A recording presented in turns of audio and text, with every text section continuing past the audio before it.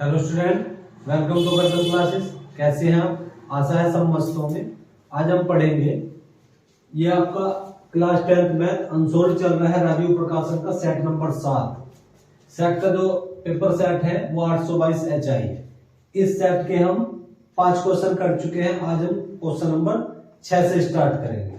ठीक है, question number 6 में दिया है समीकरण 2x upon x minus 4 plus 2x minus 5 upon x minus 3 बराबर 25। ये x का मान बराबर नहीं है 3 और 4 को हल करके द्विघात समीकरण प्राप्त कीजिए। मूलों की प्रकृति बताइए तथा सूत्र का प्रयोग करके हल कीजिए। ठीक है, आप इसको किस तरह करेंगे ये देखिए। सबसे पहले आपको, यदि आप हिंदी का अनसोल्ड करना चाहते हैं, हिंदी का अनसोल्ड,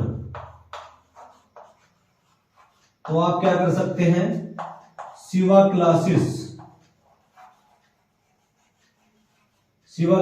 पर सुनील कुमार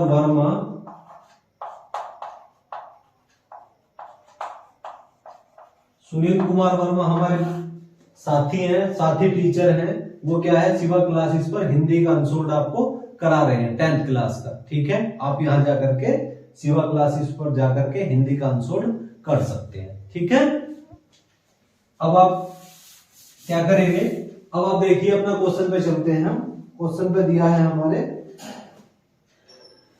सोल्व करिए इसको, देखेंगे। समीकरण दी है आपको 2x upon x minus 4 plus 2x minus 5 upon में किसके, x माइनस 3 बराबर किसके हैं, 25/3 के।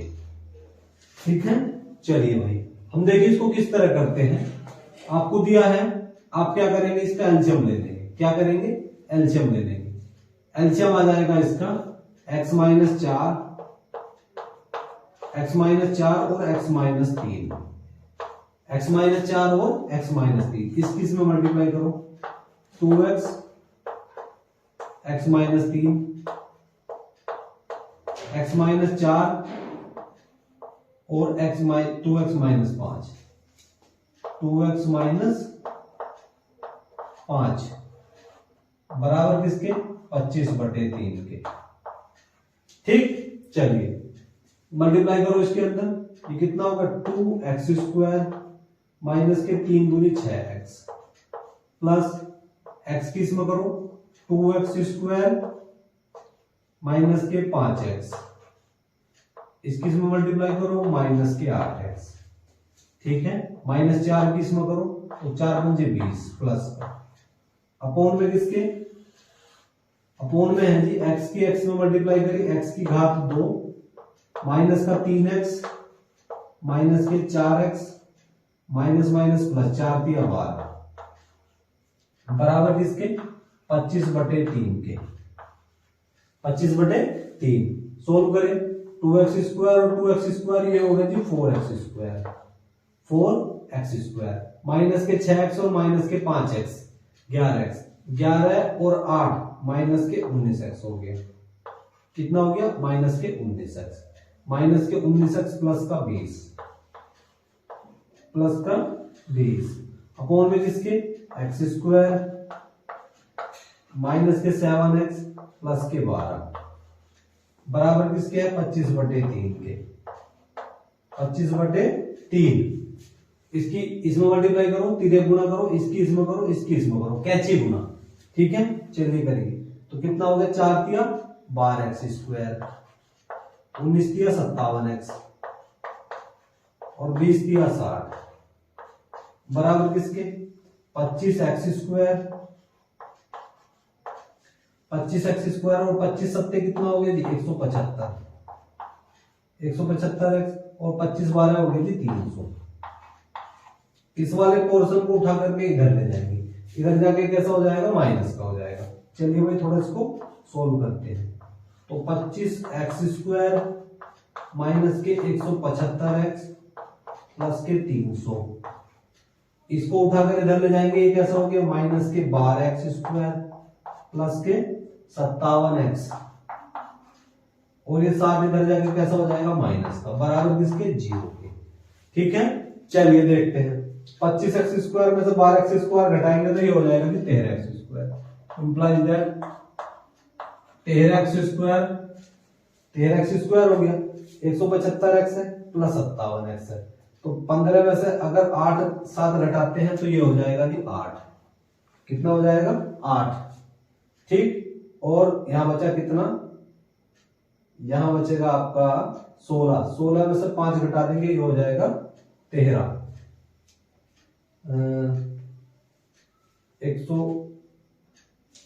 11 में से, यहाँ 16 में से 5 घटा देंगे कितना हो जाएगा 11 बचेगा, तो 118x हो जाएगा, माइनस के 118x। और देखिए 300 में से अगर हम 60 घटाते हैं तो कितना बचेगा, ये बचेगा जी 240 प्लस के 240 इज इक्वल टू 0। अब हमें क्या करना है, इस द्विघात समीकरण का विविध कर निकाल लेंगे, डिस्क्रिमिनेंट। तो करेंगे समीकरण ax² bx प्लस c बराबर 0 से इसकी आप तुलना करेंगे। क्या करेंगे, तुलना करने पर करिए। a बराबर हो गया जी 13, a बराबर हो गया 13, b बराबर किसके हो गया माइनस के 118 और c बराबर हो गया जी 240। तो विविध कर का फॉर्मूला होता है विविध कर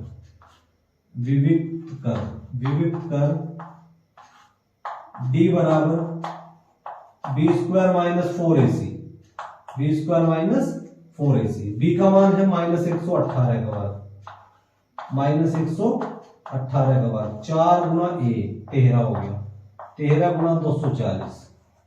चलिए 118 का वर्ग आप करेंगे, माइनस 118 का वर्ग। चलिए 118 का वर्ग देखिए भाई कैसा करेंगे, 118 का वर्ग, 118 का वर्ग हम लिखेंगे 100 प्लस 18 का वर्ग, 100 प्लस 18 का वर्ग करिए। इसको आप इस तरह से खोल देंगे, a² प्लस का b² और प्लस का 2ab। चाहे 118 की 118 बार मल्टीप्लाई कर देंगे, 2 गुना 100 गुना 18।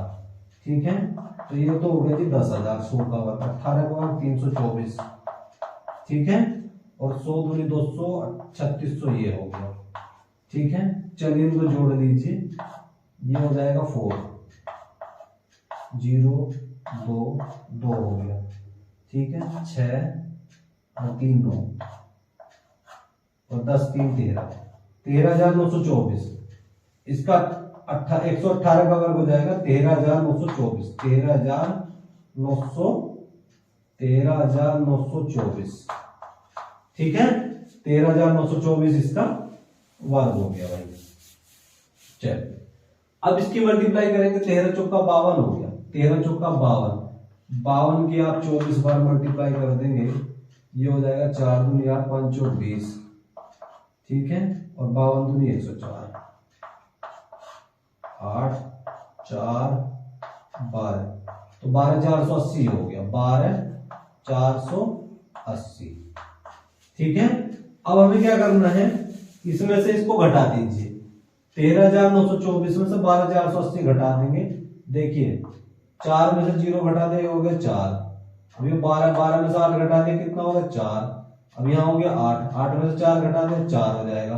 अब यहाँ कितना बचा 13 में से 12 घटा दिया 1, तो 1444। अब 1444 किसका वर्ग है भाई, 1444 जो है आपका ये है 38 का वर्ग। किसका है 38 का वर्ग, या आप इसको देखिए 1444 जो होगा ये बड़ा होगा 0 से, 1444 बड़ा हो जाएगा 0 से। तो मतलब d बराबर, फॉर्मूला बन रहा है d बराबर b² माइनस 4ac बड़ा है 0 से। d बराबर मतलब विविध कर डिस्क्रिमिनेंट आपका b² माइनस 4ac बड़ा हो जाएगा 0 से। ठीक है, तो ये 1444 किसका वर्ग है भाई, ये 38 का वर्ग है। किसका है 38 का वर्ग। अब 38 का वर्ग बड़ा है किससे 0 से, तो समीकरण के मूल क्या होंगे, समीकरण के मूल वास्तविक परिमित एवं भिन्न भिन्न होंगे। तो यह लिखिए, अतः समीकरण के मूल वास्तविक परिमेय, समीकरण के मूल वास्तविक परिमेय तथा भिन्न भिन्न होंगे। भिन्न भिन्न मतलब अलग अलग, भिन्न भिन्न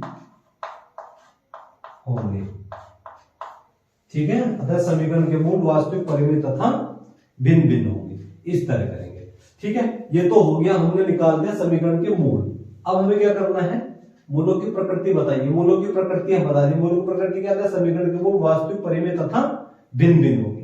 अब सूत्र का प्रयोग करके इसको हल करना है, तो सूत्र का प्रयोग करके हम इसे हल करेंगे। थोड़ा सा मुझे इसको रफ करना पड़ेगा। ठीक है, तो सूत्र का प्रयोग मतलब द्विघाती सूत्र हम इसमें लगा देंगे। तो लगाइए द्विघाती सूत्र, लगाइए द्विघाती सूत्र। द्विघाती सूत्र मतलब श्रीधराचार्य विधि से, श्रीधराचार्य विधि से।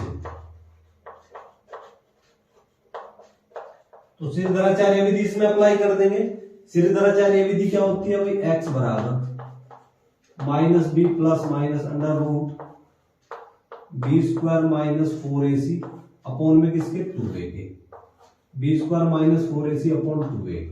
तो x बराबर माइनस बी का मान है 118, क्या है minus 118 plus minus under root B square minus 4ac। बहुत ध्यान से देखो, बी स्क्वायर माइनस 4ac का मान मैं यहां से लगा दूंगा। बी स्क्वायर माइनस 4ac का मान है 38 का वर्ग, अंडर रूट 38 का वर्ग। ये देखिए, ये मैंने निकाला है, तो ये वैल्यू मैं यहां से रख सकता हूं 38 का स्क्वायर। ठीक है, अपॉन में होगा 2a। a का मान क्या है भाई, a का मान है 13। a का मान कितना है 13। ठीक, तो x बराबर minus minus plus 118 plus minus वर्ग से रूट कैंसिल हो गया, प्लस माइनस 38 और 13 दूनी कितना हो गया 26। 13 दूनी 26। तो आप सबसे पहले लेंगे ऋणात्मक मान लेने पर, ऋणात्मक मतलब प्लस का मान लेने पर, धनात्मक मान लेने पर। लिखिए धनात्मक मान लेने पर, धनात्मक मान लेने पर, मान लेने पर धनात्मक मान लीजिए। तो धनात्मक मान क्या है, x बराबर 118 प्लस 38 बराबर बटे 26। चलिए इसको सोल्व करो। 8 और 8 16 का 6 था, 13 3 14 और 1 15, 100 कितना हो जाएगा 56 हो जाएगा। 156 बटे 26। चलिए भाई, इससे मैं इसको दो से काट सकता हूं। 2 से कितनी बार कट जाएगा, 13 बार तो निचले वाला कट जाएगा, 13 दूनी 26। ठीक है, और 7 बार ये कट गया और 78 ये हो जाएगा। ठीक है, और ये कितना हो गया 78 बटे 13। 13 कम 13, 13 जो भी 13 13 चुका पाऊं 13 पंजे 65, 13 जी 78, 6 बार कट गया पूरा। कितनी बार कट गया 6 बार। तो x का मान एक तो हो गया जी 6। x का मान क्या हो गया, एक तो 6 धनात्मक मान लेने पर। ठीक है, चलिए धनात्मक मान, एक मान हम लेंगे ऋणात्मक मान लेने पर। ऋणात्मक मतलब माइनस का मान लेने पर, माइनस का ऋणात्मक मान लेने पर, ऋणात्मक मान लेने पर, मान लेने पर। ठीक है, ऋणात्मक मान कैसे लेंगे समझो। x बराबर ये हो गया 118, मान लीजिए 38 बटे किसके 26 के। चलिए भाई इसको सोल्व करो थोड़ा सा। ये हो गया 0, तो ये हो गया 80 बटे 26। 0 हो गया 8 0 8 3 11। तो x बराबर 38 बटे 26 हो गया। 38 बटे 26 को हम 2 से काट लेंगे, तो ये हो जाएगा 13 बटे 40, 13 बटे 40। तो x का मान क्या आ गया, एक तो आया 6 और एक आया जी 40 बटे 13। ठीक है, तो ये आपके इसके x के मान आ गए। ठीक है, इस तरह से। अब हम देखिए 6 का ख पार्ट देखते हैं।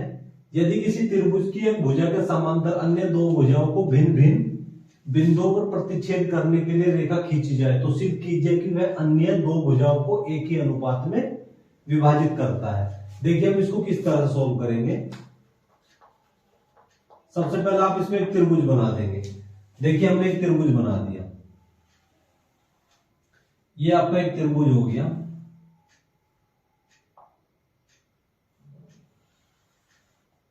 त्रिभुज है आपका ए बी सी। एबीसी एक त्रिभुज है भाई, ठीक है, एबीसी एक त्रिभुज है। इसमें क्या है, हमने एक रेखा खींची डीई, क्या है, रेखा डीई जो बीसी के समांतर है। तो लिखेंगे दिया है, सबसे पहले इसमें लिखेंगे दिया है, गिवन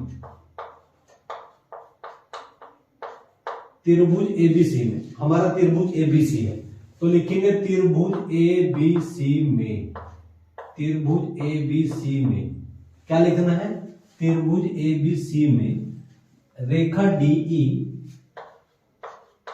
रेखा डीई भुजा बीसी के समांतर है, भुजा बीसी के समांतर है।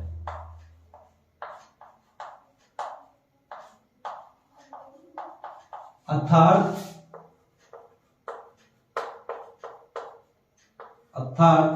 क्या, डीई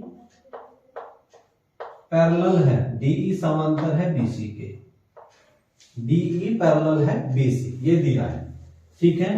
अब हमें इसकी क्या करनी है, अब हमें इसमें सिद्ध क्या करना है, सिद्ध करना है, सिद्ध करना है।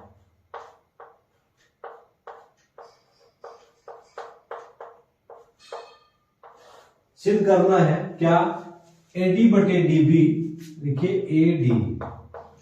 एडी बटे डीबी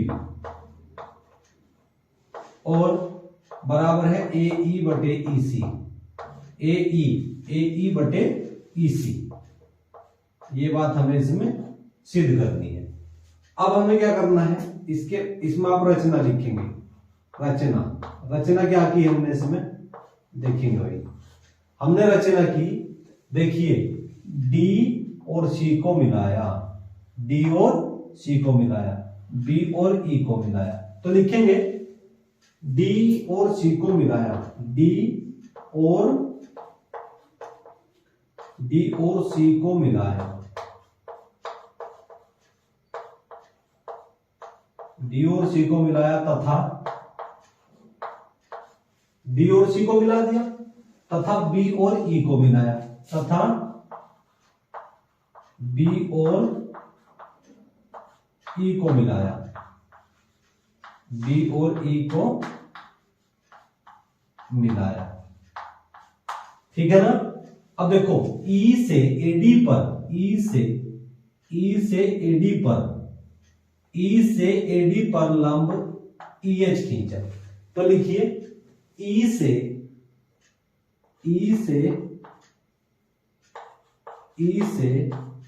एडी पर, ई से एडी पर लंब, ठीक है, ई से एडी पर लंब EH खींचा,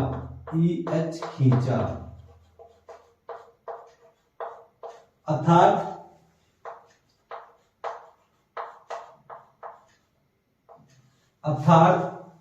EH परपेंडिकुलर है एडी पर, ठीक है, EH परपेंडिकुलर है एडी पर। अब इसकी उत्पत्ति देखिए आप, उत्पत्ति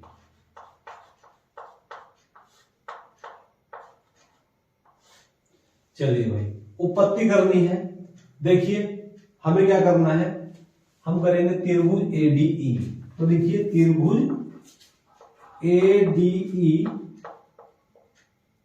बटे त्रिभुज एडीई का क्षेत्रफल, त्रिभुज एडीई का क्षेत्रफल, एडीई का क्षेत्रफल बटे क्या है, निकालना है डीबीई का क्षेत्रफल, बटे है त्रिभुज डीबीई का क्षेत्रफल, डीबीई का क्षेत्रफल, और त्रिभुज का क्षेत्रफल होता है 1/2 आधार गुना ऊंचाई। 1/2 आधार। देखिए भाई, आपका आधार हो जाएगा क्या, ये हो जाएगा AD। क्या हो जाएगा, AD। और आधार हो गया 1/2 आधार AD, और लंब क्या हो जाएगा इस पे EH। ये 90 डिग्री का एंगल बना रहा है ना, EH। ठीक है, 1/2 आधार गुना ऊंचाई, ये हो जाएगा EH। ठीक। और अब देखिए DBE का क्षेत्रफल क्या है, DBE का क्षेत्रफल, DBE का क्षेत्रफल, DBE के क्षेत्रफल में हमें देखिए 1/2 ये हो जाएगा DB क्या हो जाएगा इसका आधार, DB हो जाएगा आधार। और ये इस पर लंब डाला है EH। क्या डाला है लंब, DBE के क्षेत्रफल में A से AD पर लंब डाला है EH, तो इसको भी हम EH लिख देंगे। 1/2 DB मल्टीप्लाई EH। ठीक है, तो ये इसको आप समीकरण नंबर, आप 1/2 से 1/2 कैंसिल कर देंगे, EH से EH कैंसिल कर देंगे, तो क्या हो गया भाई, AD बटे किसके, DB के, AD बटे DB। ठीक है, तो ये हो गया भाई समीकरण नंबर फर्स्ट। समीकरण नंबर फर्स्ट। अब हमें क्या करना है, देखिए अब हमें निकालना है त्रिभुज ADE का क्षेत्रफल, ADE का पुनः यानी को इसी प्रकार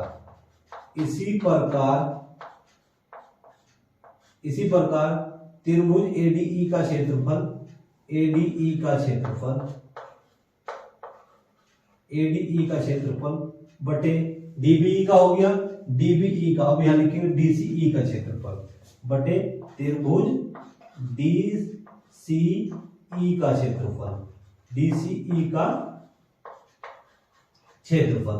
ये क्या हो जाएगा, 1/2 आधार ADE का आधार क्या हो जाएगा,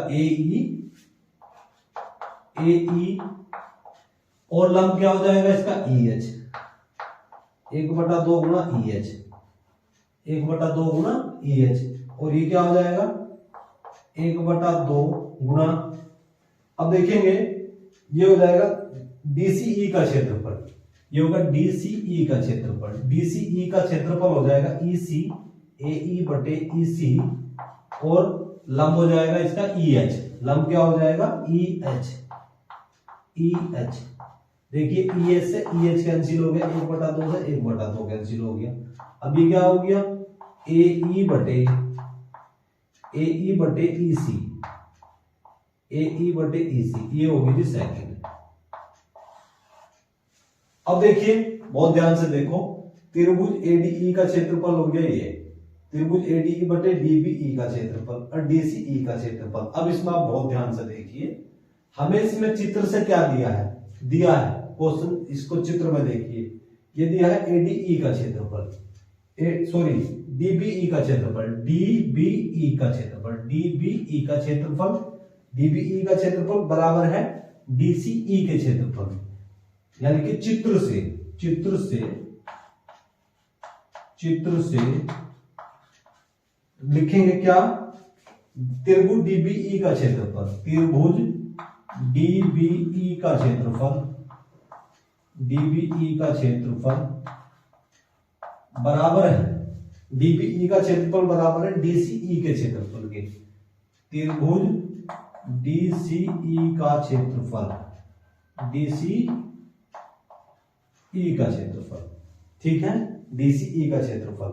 तो मैं DCE के क्षेत्रफल के स्थान पे क्या लिख सकता हूं, DBE का क्षेत्रफल लिख सकता हूं, DBE का क्षेत्रफल यहां।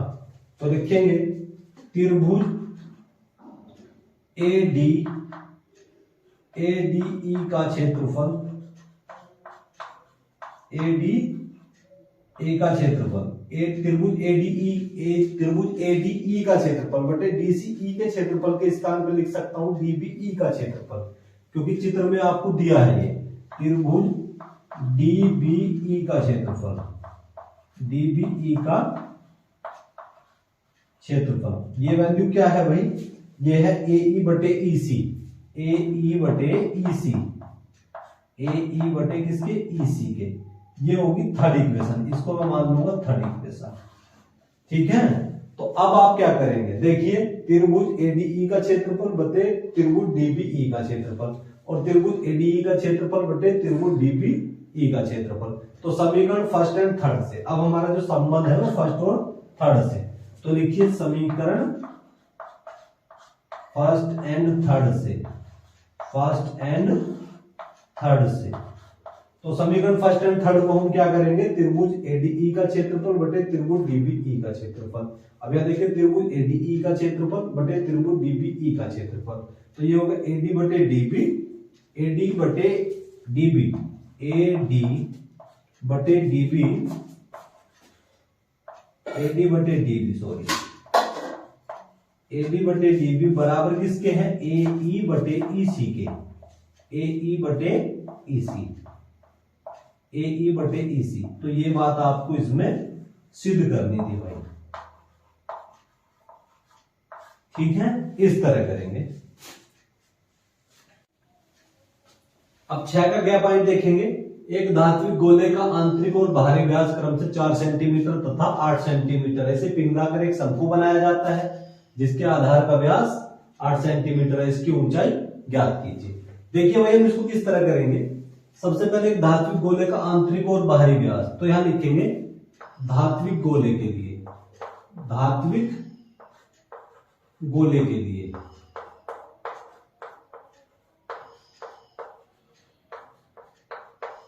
धात्विक गोले के लिए क्या है, धात्विक गोले के लिए तो आप लिखेंगे क्या, लिखिए गोले की आंतरिक, गोले का आंतरिक व्यास, तो लिखिए गोले का आंतरिक व्यास, गोले का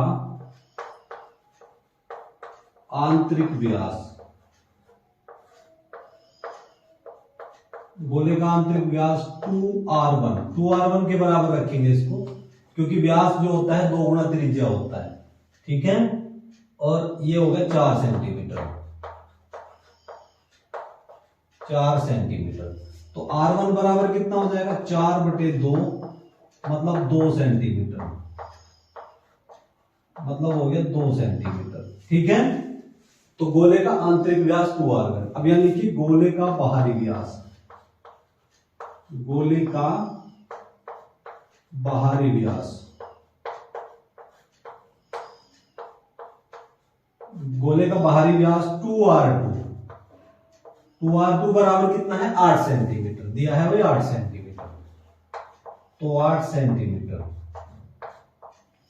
तो r2 क्या है, r2 हो गया 8 बटे 2 मतलब 4 सेंटीमीटर, ये त्रिज्या होगी भाई, यह गोले की आंतरिक त्रिज्या r1 बराबर 2 सेंटीमीटर और गोले की बाहरी त्रिज्या r2 बराबर 4 सेंटीमीटर। अब हम लिखेंगे शंकु के लिए, शंकु के लिए,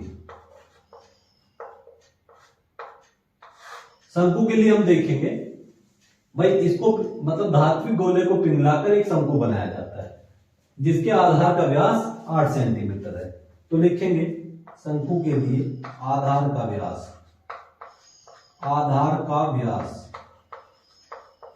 आधार का व्यास मान लीजिए भाई हमने 2r मान लिया, व्यास क्योंकि 2 गुना त्रिज्या होता है हमने इसको कैपिटल R मान लिया, बराबर 8 सेंटीमीटर, 8 सेंटीमीटर। 2 से 8 को भाग दूंगा तो r बराबर किसके हो गया, 4 सेंटीमीटर, 4 सेंटीमीटर हो गया भाई, कितना हो गया 4 सेंटीमीटर, ठीक है। अब हमें क्या करना है, देखिए जब पिघलाकर एक शंकु बनाया जाता है तो हम क्या करेंगे, यहां लिखिए इसलिए यहां लिखिए शंकु का आयतन, शंकु का आयतन, शंकु का आयतन किसके बराबर है भाई, शंकु का आयतन जो है, शंकु का आयतन बराबर है धात्विक गोले का आयतन, धात्विक गोले का आयतन, धात्विक गोले का आयतन, शंकु का आयतन किसके बराबर है, धात्विक गोले के आयतन के। तो शंकु का आयतन क्या होता है भाई, शंकु का आयतन होता है 1/3 पाई r स्क्वायर h, और धात्विक गोले का आयतन हो जाएगा क्या, 4/3 पाई R2 का क्यूब माइनस R1 का क्यूब। ठीक है, R2 क्या है भाई? R2 है बाहरी गोले की त्रिज्या, R1 क्या है? बाहरी आंतरिक गोले की त्रिज्या। तो बाहरी गोले की त्रिज्या में से, बाहरी गोले के आयतन में से आंतरिक गोले का आयतन हम घटा देंगे। तो अब ध्यान देंगे, पाई से पाई कट गया, 1/3 से 1/3 कट गया, तो R स्क्वायर, ये हो गया R² H, ये होगा 4। R2 का मान कितना है? R2 का मान है 4, तो 4 की घात 3। R1 का स्क्वायर, R1 की घात 3, सॉरी R1 का मान है 2, 2 की घात 3, 2 की घात 3, तो ये हो गया R क्या है? 4 का वर्ग। R का मान है 4, R का मान क्या है भाई? 4, तो यहां से लिखेंगे 4 का वर्ग, 4 का वर्ग इज इक्वल टू H, ये कितना होगा? 4, 4 चौक 16 चौका 64, और 2 की घात 3, तो ये हो गया 8।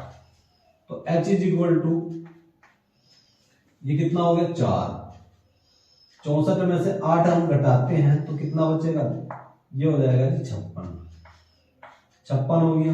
ये कितना हो गया? 4 का वर्ग, मतलब 4 गुना 4, 4 की घात 2, एक घात से एक 4 से 4 कट गया, एक 4 से 56 कट गया 14 बार, 14 चौका 56, तो H बराबर किसके हो गया भाई? H बराबर हो गया 14 बार। H बराबर कितना हो गया? 14 हो गया। तो इसकी ऊंचाई कितनी होगी? इसकी ऊंचाई H बराबर 14 सेंटीमीटर। तो H बराबर 14 हो गया, तो यहां लिखिए ऊंचाई H बराबर 14 सेंटीमीटर, ऊंचाई H बराबर 14 सेंटीमीटर। ठीक है, इस तरह। अब हम 6 का घैपायन देखेंगे। बारंबारता बंटन की मध्यिका 46 है, इसकी मध्यिका कितनी है? 46 है। कुल बारंबारता 230 है। F1 व F2 के मान ज्ञात कीजिए। देखिए हम इसको किस तरह करेंगे। वर्ग अंतराल दिए हैं आपको, ये बारंबारता दी है आपको, तो हमें इसमें संचयी बारंबारता निकालना है। इतना क्वेश्चन आपको दिएगा, इससे आगे हम स्टार्ट करते हैं। तो ये होगा संचयी बारंबारता, संचयी बारंबारता, संचयी बारंबारता। ठीक है, ये हो गया F, ये होगा CF। चलिए हम सबसे पहले यहां लिखेंगे 12, 12 और 30 कितना हो गया जी? 42, 42 प्लस F1, तो यहां लिखेंगे 42 प्लस F1। इसमें जोड़ूंगा 42, जोड़िए 5 और 2 हो गया 7, 7 4 11, तो 6 4 10, 117, 117 प्लस F1, 117 प्लस F1 हो गया, तो 107। अब यहां लिखेंगे 107, 5 2 6 4 10। ठीक है, अब 107 F1 में F2 और जोड़ दूंगा, 107 F1 प्लस F2। अब इसमें जोड़िए इसको, ये हो जाएगा 7 6 13, 10 2 12 1 13, 133। ठीक है, 133 प्लस F1 प्लस का F2। ठीक है, इसमें और जोड़ दीजिए इसको। देखिए 8 और 3 कितना हो गया? 11 हो गया, 13 1 14 1 15, 151 प्लस F1 प्लस F2। ठीक है, अब आप इसका योगफल करेंगे, योगफल, योगफल। ये आपको दिया है क्या? कुल बारंबारता, कुल बारंबारता F कितनी दी है? ये दी है आपको 230। कितनी दी है भाई योगफल? ये दिया है आपको 230। ठीक है, 230। ये किसके बराबर है? n के बराबर है। किसके बराबर है? ये n के बराबर है। ये बात आपको दे रखी है। और ये भी किसके बराबर होता है? ये भी n के बराबर होता है। ठीक है, तो अब हम क्या करेंगे? आप करेंगे इसका हम आधा कर देंगे। क्या करेंगे? यहां हम आधा करते हैं n/2, और यह मतलब n/2, तो 230 का भी आधा कर देंगे, n/2, 230/2। ठीक है, अब आप समझेंगे 230/2 का मतलब कितना हो जाएगा भाई? 115 हो जाएगा। मतलब n/2, n/2 बराबर किसके? इससे काटूंगा इसका 115, कितना हो गया 115 हो गया। ठीक है, एन इसको हम किसके बराबर रखते हैं, ये आपका एन के बराबर हो जाता है। किसके बराबर होता है, आपका एन के बराबर। तो रखेंगे 151 प्लस, रखिए 151 प्लस F1 प्लस F2 बटे किसके 2 के। इसको हम किसके बराबर रखते हैं, एन के बराबर। ये किसके बराबर हो जाता है, एन के। ठीक है, तो 151 प्लस F1 प्लस F2 बटे 2 बराबर 115 के। बराबर किसके है जी, 115 के। 115 की इधर मल्टीप्लाई कर दूंगा तो 151 प्लस F1 प्लस F2 230 हो गया, 230। तो ये हो गया जी आपका F1 प्लस F2 बराबर 230 माइनस 151। तो F1 प्लस का F2 बराबर किसके भाई 10 में से 1 घटा दिया, हो गया 9। अब यहां कितना बचा, यहां बचेगा आपका 22, तो 79 हो जाएगा भाई। कितना हो जाएगा 79, क्योंकि 1 9 15 7 22 1 23। ठीक है, 79 समीकरण नंबर फर्स्ट होगी। कितनी होगी, समीकरण नंबर फर्स्ट। अब आप बहुत ध्यान से समझेंगे। अब हमें निकालना है मध्यिका। क्या निकालना है, मध्यिका का फॉर्मूला। तो आप मध्यिका का फॉर्मूला लगाएंगे। मध्यिका बराबर क्या होता है, L1 plus L2 minus L1 upon F और n/2 माइनस का CF। तो मध्यिका कितनी दी है आपको, 46 दी है। मध्यिका कितनी दी है, 46 प्लस L2 कितना है समझो। तो ये 46 L1 प्लस L2, तो इसको हम क्या करेंगे, n/2 मतलब कितना आया था 115। 115 कहां सपोर्ट करेगा, मतलब F1 में आप कुछ भी जोड़ेंगे तो कुछ भी जोड़ेंगे, जोड़ते चले जाएंगे तो 115 तक ये लगभग यहां सपोर्ट कर जाएगा। ठीक है, तो इसको हम मान लेंगे L1, इसको मान लेंगे L2, इसको मान लेंगे हम कैपिटल F मान लेंगे, F1 को हम मान लेंगे F, इसको मान लेंगे हम CF। क्या मान लेंगे इसको, CF कॉम्युलेटिव फ्रीक्वेंसी। ठीक है, L1 कितना है जी 30। L1 कितना आया है 30।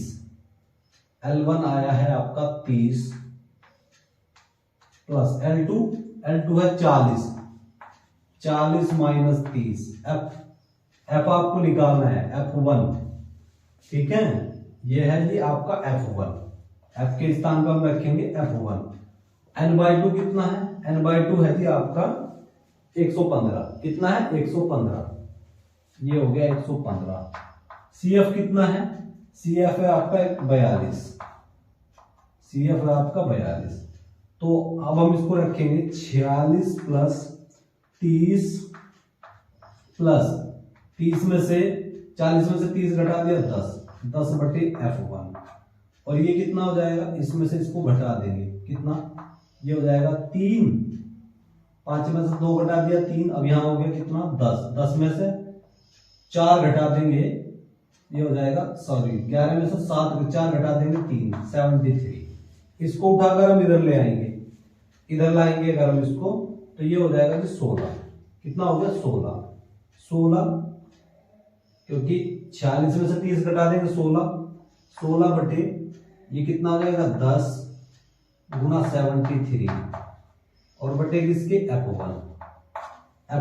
तो इसको मैं F1 को इधर ले जाऊंगा, F1 बराबर 10 गुना 73 और बटे किसके है जी, बटे है 16 के। ठीक है, 16 के। इसको मैं दो से काट दूंगा, 5 बार ये कट जाएगा, 8 बार ये कट जाएगा। तो F1 बराबर किसके हो गया, F1 का मान हो गया, देखिए 5 या 15 और 7 मुझे 35 और 1 36, 365 बटे 8। 365 बटे 8 से आप 365 को डिवाइड कर दो। 8 से आप 365 को आप डिवाइड करेंगे तो ये हो जाएगा जी 8 चौक 32। तो 36 में से 32 घटा दिया, ये होगा 4, उतार लिया 5 का। 8 पंजे 40, 45 में 40 घटा दिया 5, दशमलव लगा करके 0 उतार लिया। 8 छन 48, अब 50 में से 48 घटा दिया, 2 दशमलव लगा करके 0 उतार लिया और 8 दूनी 16। तो F1 का जो मान हो जाएगा वो हो जाएगा 45.62, 45.62। ठीक है, इतना F1 का मान हो गया। अब हम क्या कर सकेंगे, F1 का मान, इतना क्वेश्चन हो गया आपका, F1 का मान हमारा निकल गया। F1 का मान निकालना था और F2 का। चलिए F1 का मान F1 का मान समीकरण फर्स्ट में रखने पर, समीकरण फर्स्ट में रखने पर F1 का मान समीकरण फर्स्ट में रखिए। F1 का मान है 45.62, 45.62 प्लस F2 बराबर किसके, 79 के। F2 बराबर 79 माइनस 45.62। तो F2 का मान हो जाएगा जी, इसमें से घटा देंगे तो ये हो जाएगा 33.38 हो जाएगा। 33 कितना हो जाएगा, 38, क्योंकि 8 2 10, 6 3 9 10 की 0, 5 3 8 1 9। ठीक है, 33.38 हो जाएगा वही। F2 का मान ये, F1 का मान ये। इस तरह से आप इस क्वेश्चन को पूरा कर सकते हैं। आशा है आज आपको जितना पढ़ाया वो समझ आया होगा। यदि मेरे द्वारा पढ़ाने में आपको कोई बेनिफिट हो रहा हो तो प्लीज चैनल को लाइक, शेयर एंड सब्सक्राइब करें, ताकि हमारी आने वाली वीडियो का नोटिफिकेशन आपको मिलता रहे और आप अपनी अच्छे से बोर्ड एग्जाम की तैयारी कर सके। और अब हम आपसे मिलेंगे नेक्स्ट लेक्चर में, तब तक के लिए जय हिंद, जय भारत।